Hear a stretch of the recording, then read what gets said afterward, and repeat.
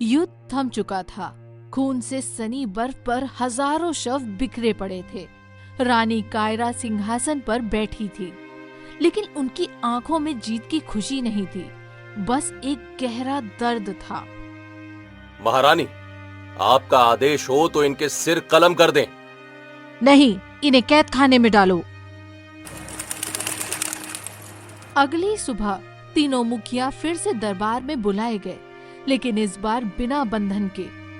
हमें मारना है तो मार दो, इतनी नौटंकी क्यों? हम तुम्हें मार नहीं रहे हैं, समझौता करना चाहते हैं।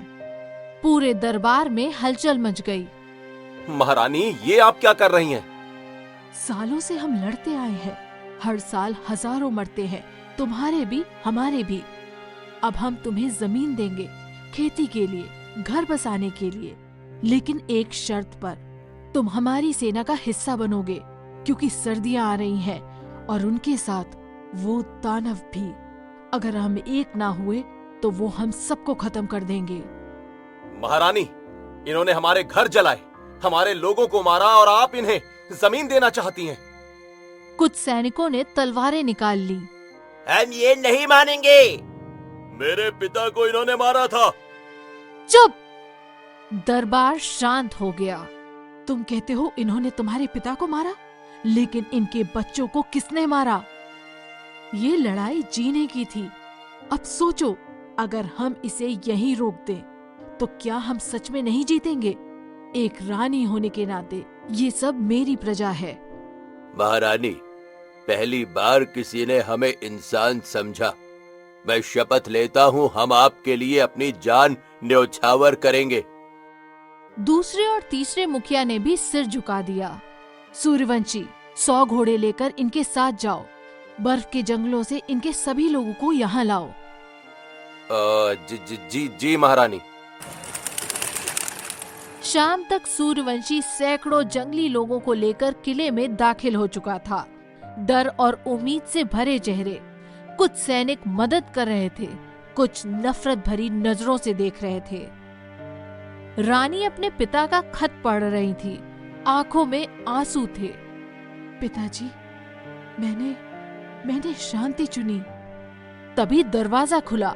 एक सैनिक घबराहट से अंदर आया। महारानी, जल्दी आइए, जंगलियों का एक बच्चा पेड़ से लटका है। रानी तुरंत उठी और उस सैनिक के पीछे भागी। किले से बाहर एक पेड़ के पास पहुंची, लेकिन वहां कोई बच्चा नहीं था।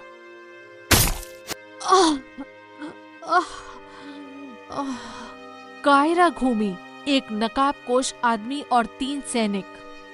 हमने अपना खून इन जंगलियों के लिए नहीं बहाया था।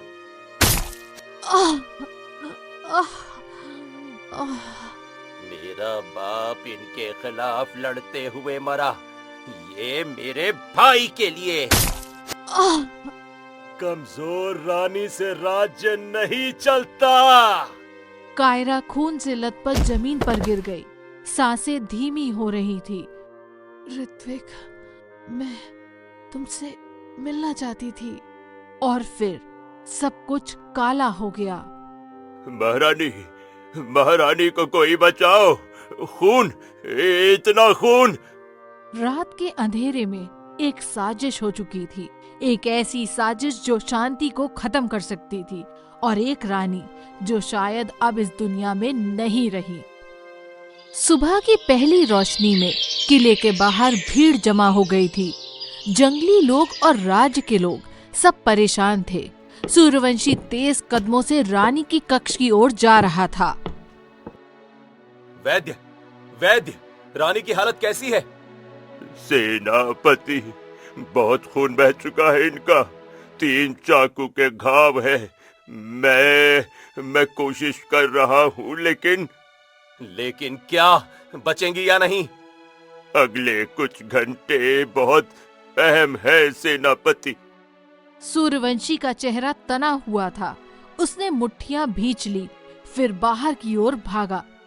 मैदान में तीनों गद्दार सैनिक बंधे हुए थे। उन्हें रात को ही पकड़ लिया गया था। सूर्यवंशी गुस्से से उनके सामने आया। तुमने क्या किया? हाँ? तुमने अपनी ही रानी पर हमला किया। वो हमारी रानी नहीं थी, वो कमजोर थी। उसने दुश्मनों को घर में बुला लिया। चुप, बिल्कुल चुप। तुमने देशद्रोह किया है। देशद्रोह? हमने तो सिर्फ अपने राज्य को बचाने की कोशिश की है। आज नहीं तो कल वो जंगली हम सबको मार देंगे। सूर्यवंशी का चेहरा सख्त हो गया। उसे समझ आ गया कि वह सिर्फ 3 लोगों की साजिश नहीं थी, ये बहुत बड़ा षड्यंत्र था। इन्हें काल कोठरी में डाल दो और इन पर कड़ी नजर रखो। कायरा अभी भी बेहोश थी, उसकी सांसें धीमी थी। वैद्य ने उसके घावों पर जड़ी बूटियों का लेप लगाया था, लेकिन कुछ कहा नहीं जा सकता था। कमरे में सूर्यवंशी, तीनों जंगल के मुखिया और कुछ अन्य दरबारी खड़े थे। सब चुपचाप थे। सेनापति, अगर रानी नहीं बची तो क्या होगा? वो बचेंगी, उन्हें बचना ही होगा।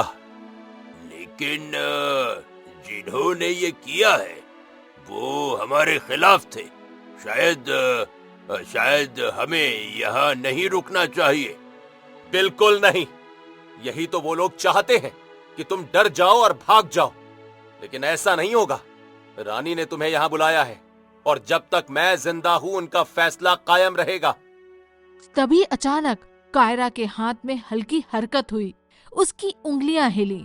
वैद्य तुरंत उसके पास गया। सेनापति, रानी को होश आ रहा है। सब तुरंत उसके पास आ गए। कायरा धीरे धीरे अपनी आंखें खोलने की कोशिश कर रही थी, लेकिन कायरा अभी भी अपनी चेतना और अचेत के बीच में थी। उसे एक सपना दिख रहा था। ऋत्विक, तुम? हाँ कायरा, मैं हूँ। लेकिन तुमने अपनी रोशनी मुझे दे दी थी। हाँ, और मुझे इसका कोई अफसोस नहीं। तुमने देखा ना दुनिया को। हाँ, लेकिन तुम्हारे बिना ये सब अधूरा है। अरे कुछ भी अधूरा नहीं है कायरा। मैंने अपना काम पूरा कर लिया। अब तुम्हारी बारी है। लेकिन मैं नहीं कर पाऊंगी। लेकिन अब असली लड़ाई बाकी है कायरा। कौन सी लड़ाई? ऋत्विक की आंखें अचानक नीली हो गईं। उसके पीछे अंधकार फैलने लगा। सर्दियां आ रही हैं कायरा, और मैं अब उनका हिस्सा हूँ। क्या मतलब? ऋत्विक, मत जाओ प्लीज। कायरा की आंखें एकदम से खुल गईं। उसने जोर से सांस ली, जैसे किसी गहरे पानी से बाहर आई हो। पूरा कमरा उसके चारों ओर घूम रहा था। ऋत्विक, नहीं! महारानी, आप जाग गईं। भगवान का शुक्र है। महारानी, धीरे धीरे। आप अभी बहुत कमजोर हैं और 3 गहरे घाव हैं। कायरा ने अपने शरीर को उठाने की कोशिश की, लेकिन दर्द से करहा उठी। सूर्यवंशी, सुनो। महारानी, आपको आराम करना चाहिए। नहीं, सुनो मेरी बात। वो आ रहे हैं, दानवों की बड़ी सेना, काली रात के साथ। सब चुप हो गए। कायरा की आंखों में एक अजीब डर था। महारानी, आपने सपने में देखा? सपना नहीं, वो असलियत थी। मैंने उन्हें देखा, हजारों की संख्या में, और उनके साथ ऋत्विक भी है, एक दानव बनकर। तो फिर हमें तैयार रहना होगा। तैयारी शुरू करो। हर सैनिक को बुलाओ। हथियार, खाना, आग, सब कुछ। युद्ध की तैयारी करो। लेकिन महारानी, आप अभी... मैं ठीक हूँ, बस मुझे कुछ दिन चाहिए। 1 हफ्ते में बहुत कुछ बदल गया था। जंगली लोगों ने किले के बाहर अपनी बस्ती बसानी शुरू कर दी थी। धीरे धीरे दोनों तरफ के लोग एक दूसरे से बात करने लगे थे, लेकिन ये शांति बहुत नाजुक थी, क्योंकि आसमान में बदलाव आ रहे थे। सूरज कम समय के लिए निकलने लगा था। ठंड बढ़ रही थी। दरबार में एक बैठक चल रही थी। कायरा अब पूरी तरह स्वस्थ सिंहासन पर बैठी थी। सूर्यवंशी तीनों मुखिया और कुछ अंदरबारी मौजूद थे। महारानी, सूरज अब रोज सिर्फ 4 घंटे के लिए निकल रहा है। तापमान तेजी से गिर रहा है और हमारे पंडितों का कहना है कि लंबी सर्दी आने वाली है। और इस बार ये रात 3 साल तक रह सकती है। दरबार में सन्नाटा छा गया। 3 साल?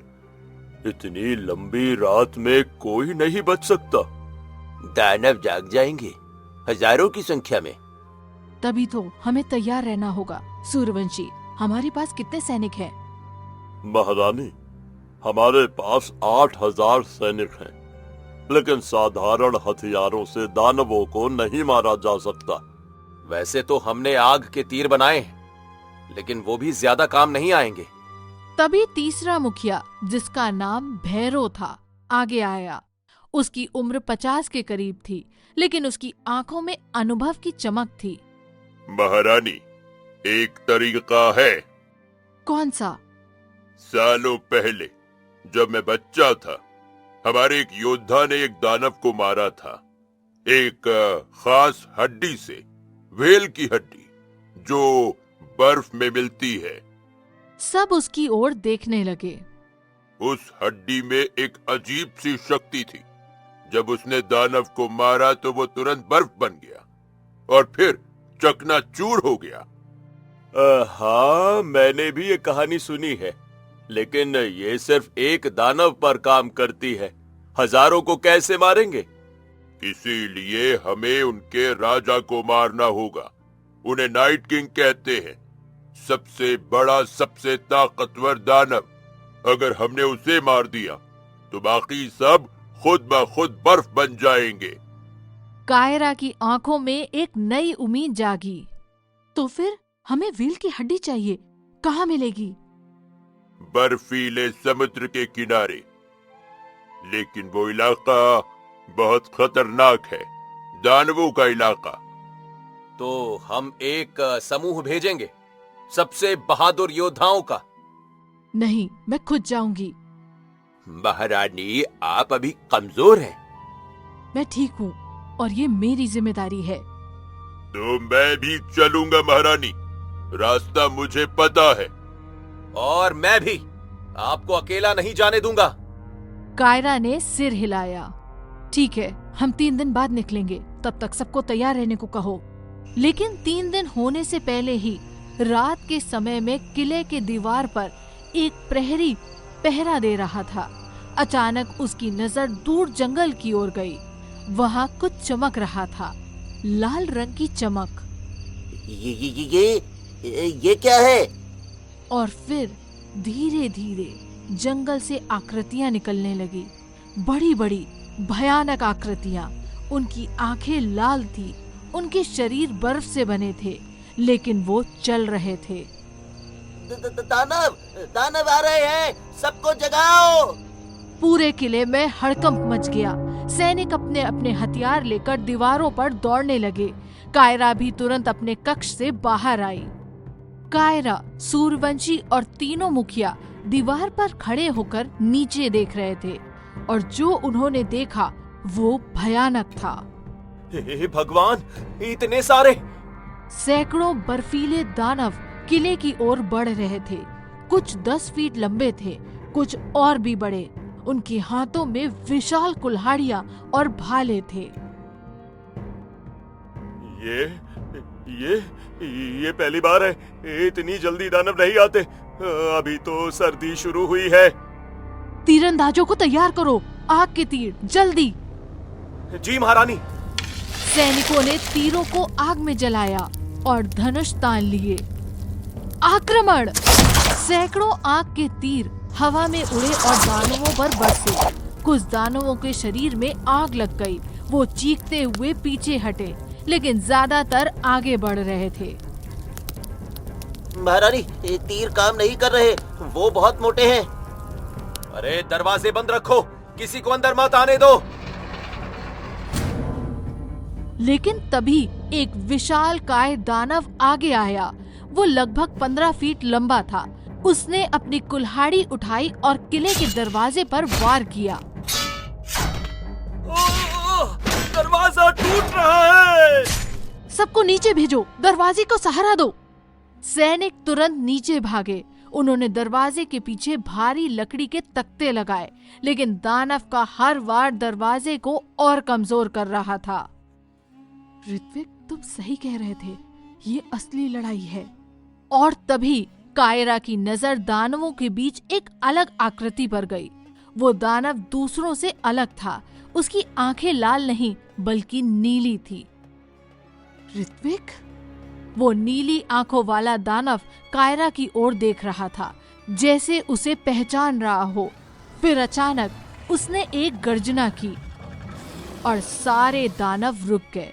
वो पीछे हटने लगे, जैसे किसी ने उन्हें आदेश दिया हो। ये क्या हो रहा है? वो जा रहे हैं। किसी ने उन्हें रोका। वो नीली आंखों वाला दानव। ऋत्विक, तुम अभी भी मुझे बचा रहे हो? सारे दानव वापस जंगल में चले गए। सिर्फ वो नीली आंखों वाला दानव एक पल रुका। उसने कायरा की ओर देखा, फिर धीरे धीरे वो भी अंधकार में गायब हो गया। पूरा किला हैरान था। रात को दानवों का हमला हुआ था, लेकिन वो अचानक चले गए। किसी को समझ नहीं आ रहा था कि ये क्यों हुआ। महारानी, ये तो चमत्कार है। पहली बार दानवों ने खुद हमला रोका है। लेकिन वो वापस आएंगे और अगली बार शायद वो ना रुकें। वो रुके क्योंकि उनमें से एक अभी भी इंसान है, लेकिन वो कब तक रोक पाएगा मुझे नहीं पता। महारानी, आप किसकी बात कर रही हैं? एक दोस्त की, लेकिन हमारे पास समय बिल्कुल नहीं है। हमें वो वेल की हड्डी लेने जाना होगा आज ही, क्योंकि अगला हमला कभी भी हो सकता है। समय नहीं था। वेल की हड्डी लाने का मिशन उनकी आखिरी उम्मीद थी। महारानी, अभी भी वक्त है। आप यहीं रहें, मैं समूह को लेकर। नहीं, मैं चलूंगी। ये मेरी जिम्मेदारी है। रास्ता बहुत खतरनाक है महारानी। बर्फीले समुद्र तक कम से कम 2 दिन लगेंगे और वहाँ दानवों की भीड़ है। मुझे पता है, चलो। घोड़े दौड़ने लगे। किले के लोग उन्हें जाते हुए देख रहे थे। कुछ की आंखों में उम्मीद थी, कुछ की आंखों में डर। पहले दिन का सफर शांत रहा, लेकिन जैसे जैसे वो आगे बढ़े, ठंड बढ़ती गई और अंधेरा और गहराता गया। महारानी, क्या ये सच में काम करेगा? वेल की हड्डी? करना होगा। हमारे पास और कोई रास्ता नहीं है। मेरे पिता ने कहा था, वो हड्डी जादुई है। प्राचीन समुद्री देवताओं का आशीर्वाद है उसमें। बर्फ को खत्म कर सकती है। लेकिन नाइट किंग तक पहुंचना आसान नहीं होगा। हम पहुंचेंगे, जो भी हो जाए। दूसरे दिन वो बर्फीले समुद्र के करीब पहुंच गए थे। चारों ओर सिर्फ बर्फ और सन्नाटा, एक भयानक सन्नाटा। वो रही वेल की हड्डी। चलो जल्दी करो, यहाँ ज्यादा देर तक रुकना ठीक नहीं है। सब घोड़ों से उतरे और उस कंकाल की ओर बढ़े। कायरा सबसे आगे थी। जैसे ही वो करीब पहुंची, उसे एक अजीब ठंडक महसूस हुई, जैसे कोई उसे देख रहा हो। रुको! क्या हुआ? कुछ गलत है। और तभी धीरे धीरे बर्फ में हलचल होने लगी। दूर, बहुत दूर, हजारों लाल आंखें चमकने लगी। ये क्या है? दानव करोड़ों की संख्या में। चारों ओर जहां तक नजर जाती थी, बर्फीले दानव खड़े थे। हजारों, लाखों, करोड़ों, जैसे पूरा समुद्र उनसे भर गया हो। और सब स्थिर खड़े थे, जैसे किसी आदेश का इंतजार कर रहे हों। महारानी, हमें जल्दी करनी होगी। हड्डी निकालो अभी! तीनों योद्धा तुरंत वेल के कंकाल की ओर दौड़े। उन्होंने सबसे बड़ी, सबसे मजबूत हड्डी को निकालना शुरू किया, लेकिन वो बर्फ में जमी हुई थी। अरे ये नहीं निकल रही, बहुत मजबूती से जमी है। ये जोर लगाओ, जल्दी जल्दी। और तभी एक दानव आगे बढ़ा, फिर दूसरा, फिर तीसरा। धीरे धीरे सारे दानव उनकी ओर बढ़ने लगे। अरे वो आ रहे हैं, जल्दी करो। मैं उन्हें रोकती हूँ, तुम हड्डी निकालो। कायरा और सूर्यवंशी आगे बढ़े और बाकी हड्डी निकाल रहे थे। पहला दानव करीब आया। कायरा ने अपनी तलवार घुमाई और उसके पैर पर वार किया, लेकिन तलवार सिर्फ बर्फ को खरोच पाई। ये काम नहीं कर रहा। आग, आग से मारो। एक योद्धा ने आग का तीर चलाया और तीर जैसे ही दानव के सीने में लगा, वो चीखा और पीछे हटा, लेकिन और दानव आते जा रहे थे। महारानी, हड्डी निकल गई। भागो अभी! सब तुरंत पीछे मुड़े, भारी हड्डी को उठाकर भाग रहे थे, लेकिन दानव उनके पीछे थे। घोड़े, घोड़ों तक पहुंचो। वो सब घोड़ों के पास पहुंचे, हड्डी को एक घोड़े पर बांधा, लेकिन तभी एक विशालकाय दानव उनके रास्ते में आ खड़ा हुआ। उसने अपना हाथ उठाया। पीछे हटो। सूर्यवंशी ने आग की मशाल फेंकी। मशाल सीधा दानव के चेहरे पर लगी। वो गरजा और पीछे हट गया। बस इतनी देर काफी थी। चलो अभी! सब घोड़ों पर सवार हुए और तेजी से भागे। पीछे हजारों दानव उनका पीछा कर रहे थे, लेकिन घोड़े तेज थे। हम बच गए। अभी नहीं, वो अभी भी पीछे हैं, रुकना मत। और वो भागते रहे 2 दिन 2 रातें बिना रुके। जब वो किले के करीब पहुँचे, तब जाकर दानवों ने पीछा छोड़ा, जैसे कोई अनदेखी दीवार हो जिसे वो पार नहीं कर सकते थे। कायरा और उसकी टीम थकी हारी, लेकिन सफल होकर वापस आई। उनके हाथों में वेल की हड्डी थी। पूरा किला उन्हें देखने के लिए इकट्ठा हो गया था। ये तैयार है महारानी, लेकिन इसे नाइट किंग के दिल में घुसाना होगा। मैं करूंगी। महारानी, ये बहुत खतरनाक है। मुझे पता है, लेकिन और कोई रास्ता नहीं है। हमने उन्हें देखा है महारानी, करोड़ों की संख्या में। अगर हम हार गए तो कुछ भी नहीं बचेगा। तो हम हारेंगे नहीं। रात का समय था और अचानक ठंड बढ़ने लगी।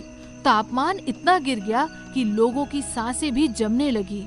सूरज पहले ही डूब चुका था, लेकिन इस बार अंधेरा और गहरा था, जैसे आसमान खुद काला हो गया हो। अरे इतनी ठंड, भगवान, ये क्या हो रहा है? और तभी दूर जंगल से एक अजीब सी आवाज सुनाई दे रही थी। एक गर्जना जो धरती को हिला देने वाली थी, जैसे हजारों दानव एक साथ चीख रहे हों। वो आ गए, दानव आ गए, सबको जगाओ। कायरा, सूर्यवंशी, भैरव और हजारों सैनिक दीवार पर खड़े थे और सामने जंगल से निकलती एक भयानक सेना। सैकड़ों नहीं, हजारों नहीं, लाखों बर्फीले दानव। उनकी लाल आंखें अंधेरे में चमक रही थी। पूरा क्षितिज उनसे भर गया था। हे भगवान, ये तो अंत जैसा लग रहा है। वो सामने नाइट किंग है। सबसे आगे एक विशालकाय दानव खड़ा था, लगभग 20 फीट लंबा। उसके सिर पर बर्फ का ताज था जो नीली रोशनी से चमक रहा था। उसकी आंखें नीली और लाल दोनों थी, जैसे आग और बर्फ एक साथ हो। उसके हाथ में एक विशाल कुल्हाड़ी थी। यही है असली लड़ाई।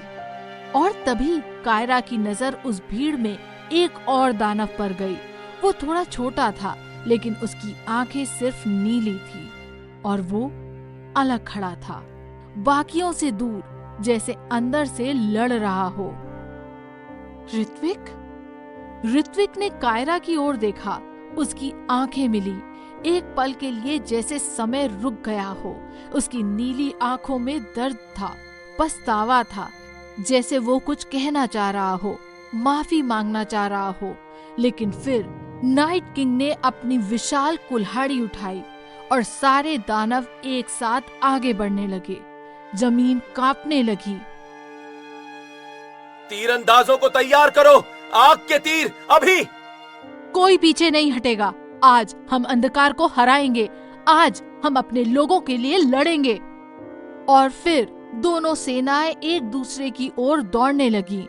बर्फ पर खून बिखरने वाला था और कायरा ऋत्विक को देख रही थी। उसकी आंखों में आंसू थे। उसे पता था आज उसे अपने दोस्त से लड़ना होगा या शायद उसे मुक्त करना होगा। पर क्या कायरा नाइट किंग को मार पाएगी? क्या ऋत्विक अभी भी उसे बचाएगा? या फिर ये उन दोनों की आखिरी मुलाकात होगी? और सबसे बड़ा सवाल, क्या ये युद्ध इंसानियत का आखिरी युद्ध होगा?